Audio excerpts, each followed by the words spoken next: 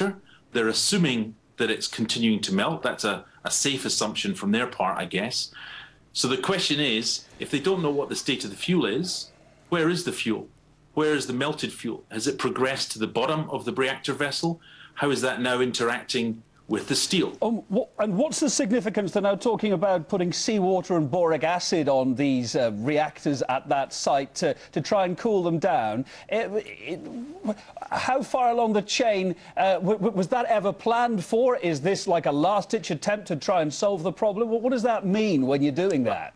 Well, I've been working on nuclear issues for 25 years, including nearly 20 years in Japan, and I've never heard of emergency plans to use seawater.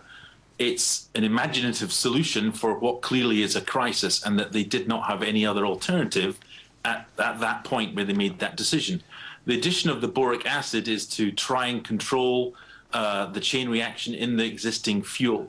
The boric acid acts as a neutron absorber, and effectively is their way of trying to continue to control what is an existing reactor with molten fuel, except it's got holes in it. Mr. Burney, time's a little bit against us. We heard earlier on today from Shishiko today. He's a former plant designer. He was saying basically what you're saying, that as he saw it, he thought that plant was highly unstable. The same man then went on to accuse the government of, as he put it, deliberately withholding vital information about the developments at that nuclear facility.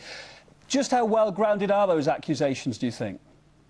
I would extend those accusations to the worldwide nuclear industry. In the last days, you've seen representatives from the industry, some of them acting as so-called independent experts from institutes that are funded by the nuclear industry, saying that the situation is under control. These are meant to happen. It's very reassuring. We need more nuclear power.